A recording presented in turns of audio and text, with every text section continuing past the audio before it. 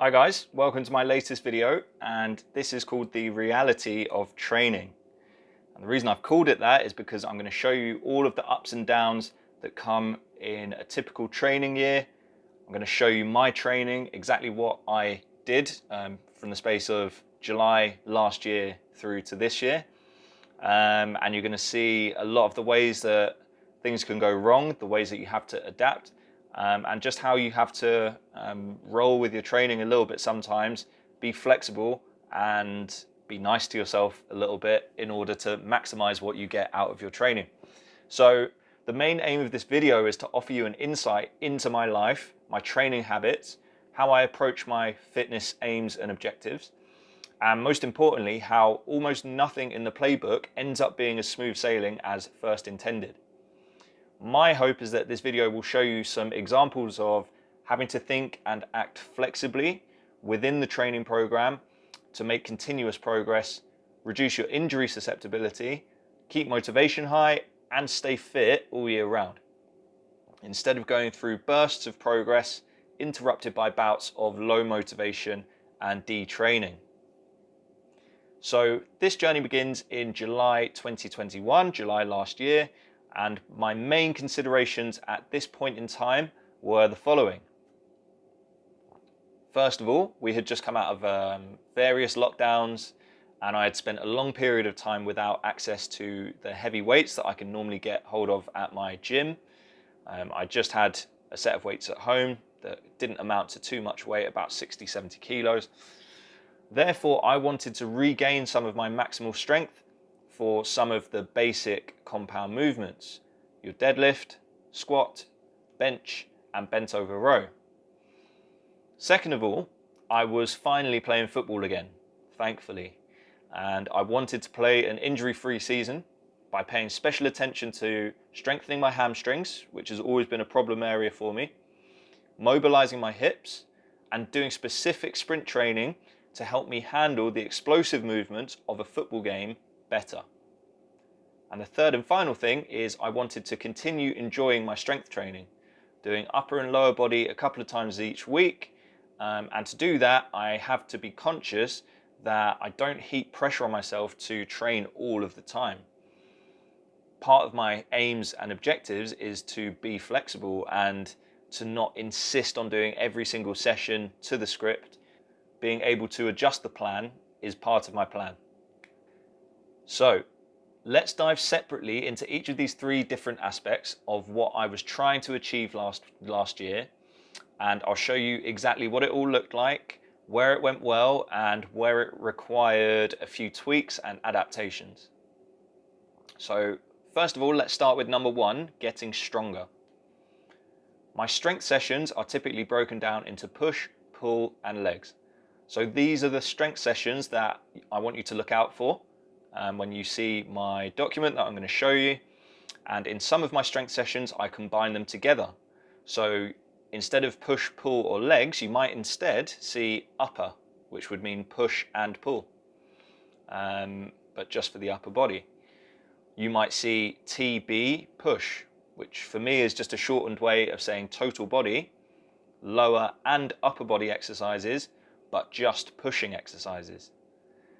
You might also see TB pull, which means the same thing for pull. Total body, it's lower and upper, but it's just pulling exercises.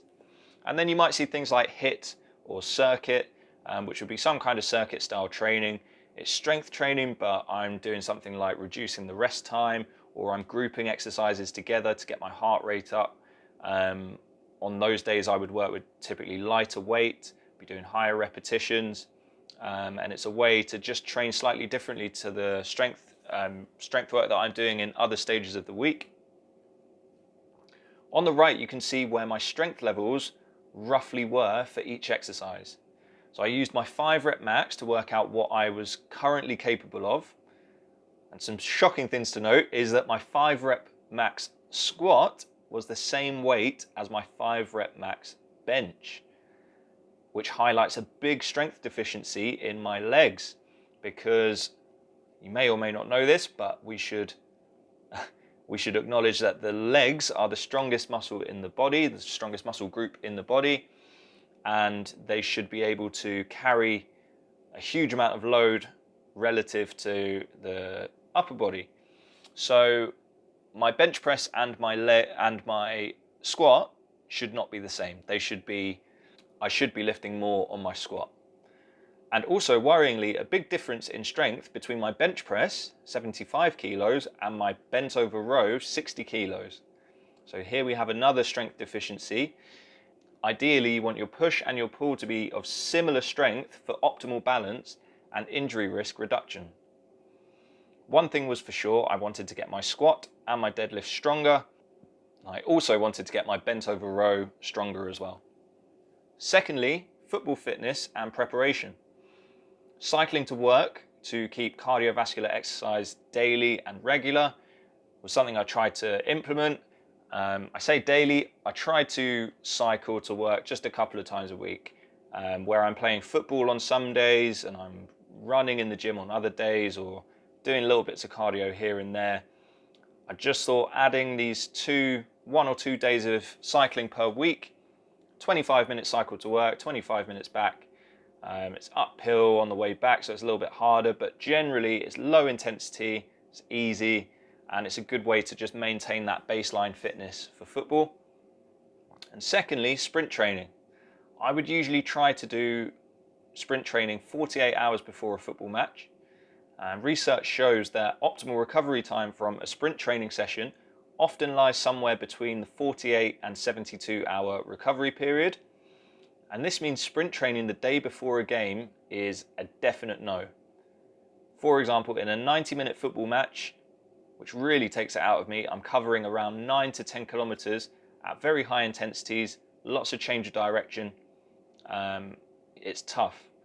And therefore, sprint training the day after a game is also suicide. And sprint training the second day after a game is still less than ideal.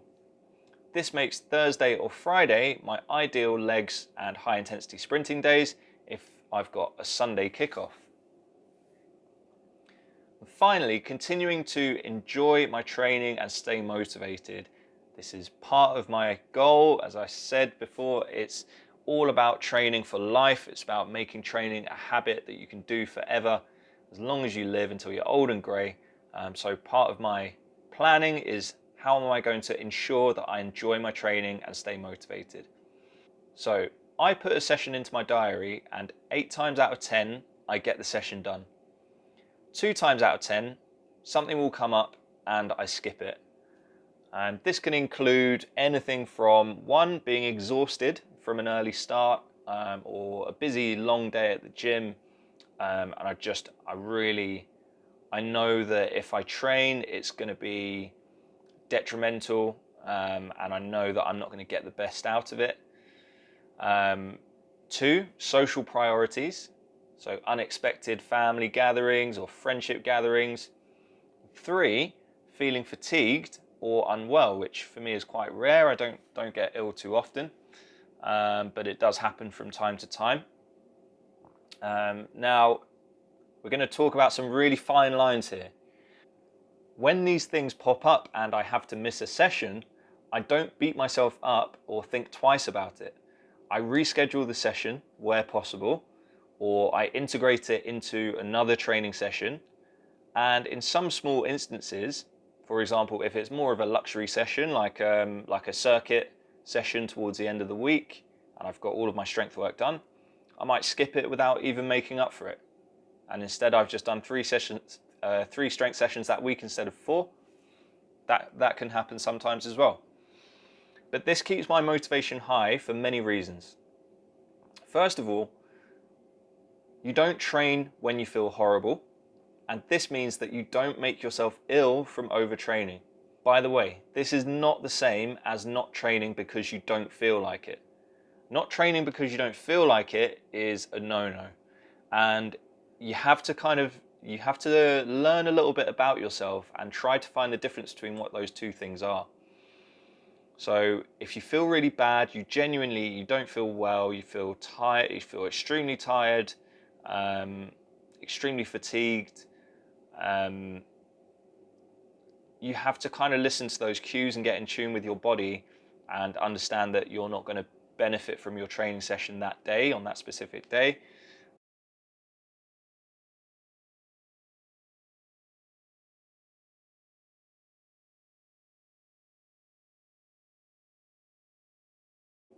And you have to also try to understand yourself, be honest with yourself, and think about moments where you just really don't want to train.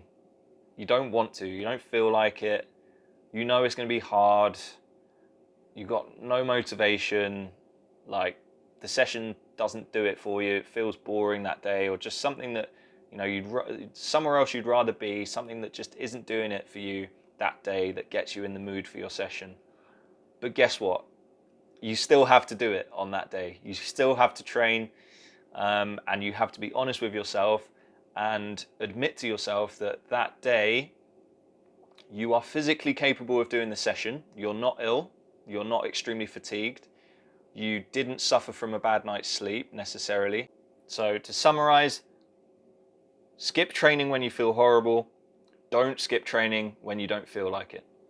Tap into your body and learn when you should be saying no to a session and when you should be saying, tough, we're still doing this. 2, it means you are prioritizing your friends, your family, and you're spending valuable time socializing with them. This makes you feel good. You are more likely to continue training because you don't feel like you are putting training above everything else in your life, and you still feel like you have a social life, you're still making time for your family, you still feel like you're prioritizing important people around you, and you're keeping fit at the same time. It's a really, really fine balance, but mastering the art of it will make you much happier, and will help you maximize your training, and it will help you train for the rest of your life. Number 3, this strategy makes you feel like everything is possible. Your training is achievable, it's flexible, and it still has an element of strictness and discipline. Like we talked about, when we don't feel like training, we still train. But if we're unwell, we listen to our body and we don't train. And it's not all or nothing. There are various ways for you to meet the same objective. Talked about how if I need to miss a session, I can potentially integrate it into another one. So if I skip my pull session, I can then do a generalized upper body session, which is pushes and pulls, and therefore one of my major muscle groups doesn't lose out on some important work throughout the week. Tweaking your sessions in little ways like that are very important. And you can see here how I'm typically planning a week. Here you can see I got a few weeks in a row of Monday being my rest day. Why is Monday my rest day? Because I play football on the Sunday and it really does take it out of me. My legs are broken. I feel extremely fatigued. My lungs feel fatigued. I get up early on a Monday for work. And for me, that Monday is really important just to take that time to let the body recover. I feed my muscles, I foam roll, I stretch, I try and have a sauna or something nice and relaxing like that on a Monday. And that is typically my rest day if I am on a typical week. Here you can see Tuesdays. Normally I'm doing push work on a Tuesday. You can see that I'm working on my bench press and I'm doing 8 repetitions. So this is just the final 2 sets here that I've noted there. So I did maybe 5 or 6 sets of bench press, building up to a final weight of 75 kilos. And on the final 2 sets, I did 75 kg, 8 on the first set, 8 on the second set. And then I did some supplementary stuff to go with it.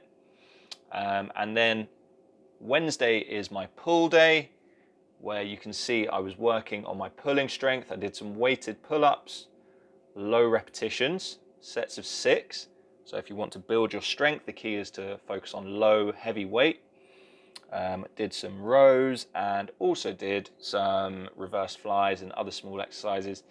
So that was my Wednesday, and then my Thursday is typically leg day. So on my leg day, I'm either working on my deadlift or I'm working on my squat, and I would tend to alternate and work on one of them one day and the other one the next week. So here I worked on deadlift bilateral, and by that I mean double leg, so just standing on 2 legs, and I did a single leg squat.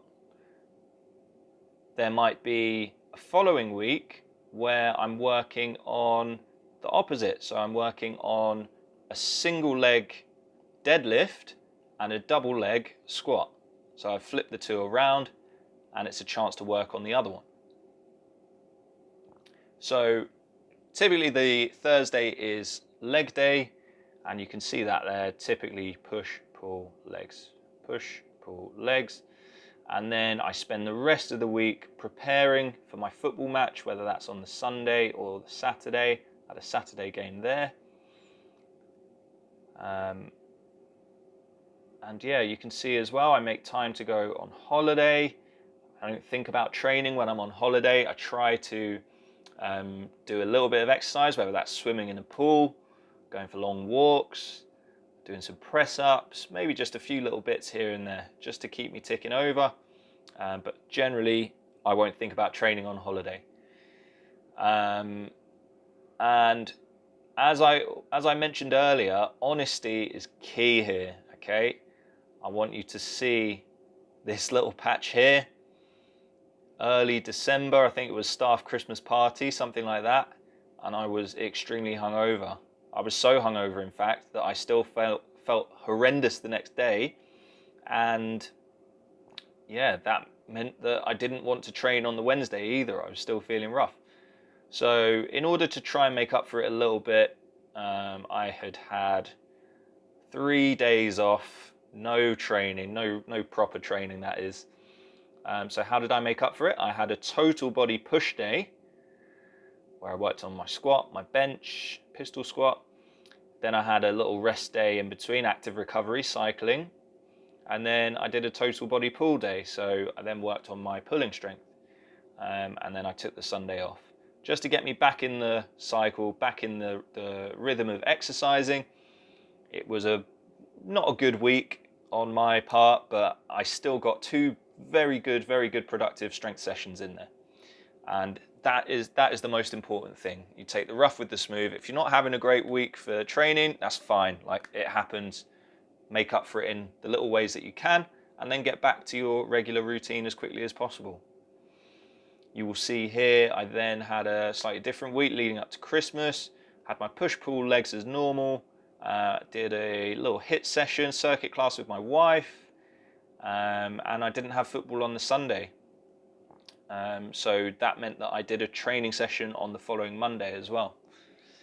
And then, yeah, that led me into Christmas. Over Christmas, I was away, so I didn't really train too much.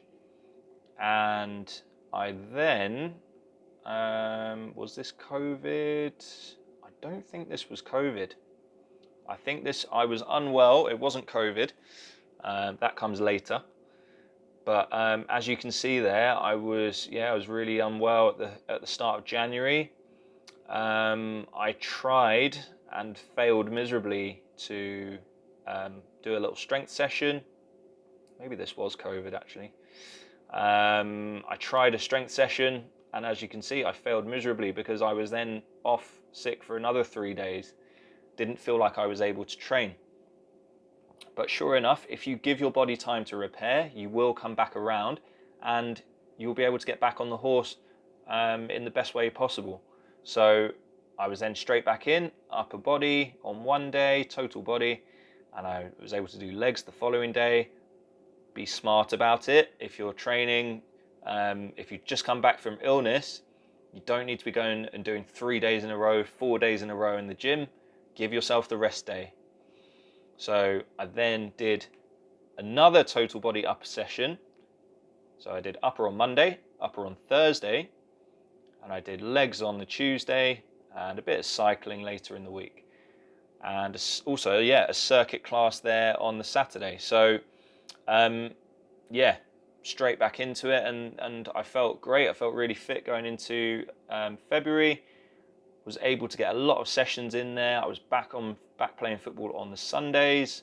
Played 70 minutes in that match. Got myself a goal. Just saying. And also, my tracking wasn't great. So I went through a couple of weeks here where I didn't track what I was doing, didn't record my sessions, didn't note down what I was doing. and that can happen too. We're not perfect. So to wrap up this training year, I think so I got up to about May. I was tracking what I was doing, and you'll see here I went through a better phase of tracking my work. Did a little home workout, was doing some good stuff here in February. I was still playing my regular football on a Sunday, but where I didn't have a football session, I did sprinting instead. So I just went out and I did what I would typically do is a set of about 6 sprints. Each sprint would be about 50 to 100 meters long, so roughly 10 to 20 seconds of work. I would then recover for about 30 to 40 seconds, and I would then sprint again. So sprint, recover, sprint, recover, sprint, recover 6 times. Then I would have a 2 to 3 minute rest, and I would do another round of sprints, 2 to 3 minute rest, and then one more round of sprints. So sometimes I would do 2 sets, sometimes I would do 3. So between 12 to 18 sprints in a typical sprint session. Just thought I would let you know what that all is. And then, another poor tracking week there. I only tracked my legs session. And just the most important exercises I kept track of. And finally, you can see here my COVID struck in April. And I had a stag weekend as well to go to, which meant a solid 10-11 days where I was not training, and that's just how it goes. You may remember my rest and relaxation newsletter. Okay, go back and read it, and there's a great picture of me taking a dip in some ice cold water, and that took place on this lovely weekend in April. I probably bang on about things like this a lot, but it is so important beyond exercise and gym training and doing lots of sexy workouts that we copy off people from Instagram. It's so important that we just get the basics as well, and that we go out and we experience being outside, and that you get out in nature. You get out into those rock pools, you go down the beach, you jump in the sea, you jump in a lake. You have to really embrace stuff like that, and that was a great opportunity for me to get over my COVID. Did loads of walking, got some fresh air in my lungs, and actually the next week I came back feeling great, and I was back training again. I did some heavy strength training for bench, went for a run, I did pull again, so I got my 3 in, push, pull, legs, as we talked about before. And I was able to get a little Friday session in for me. That's a bonus session. Like I talked about the bonus ones, you can take it or leave it. But if I'm on fire, I'm doing that Friday session, and I'm getting my sprints in, bit of upper body, a bit of core, and it means that when football comes on the weekend, I'm feeling good. Didn't play many minutes that weekend. So that's it.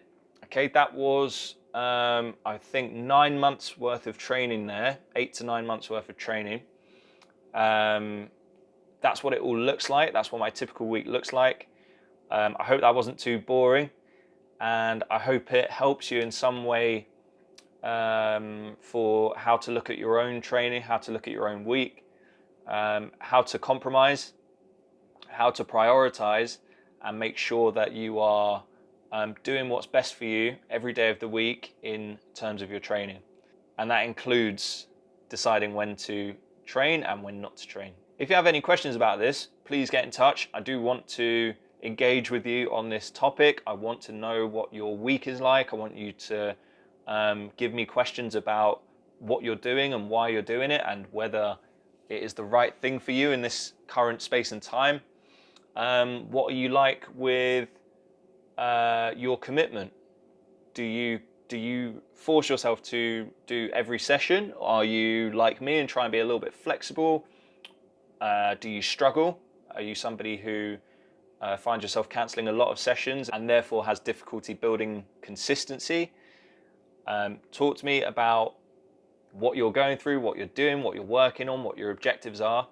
And yeah, let me know if I can help in any way. I'll catch you on the next video. Thank you for sticking with me for this long. It was a long one today, and hope you enjoyed it. Peace out.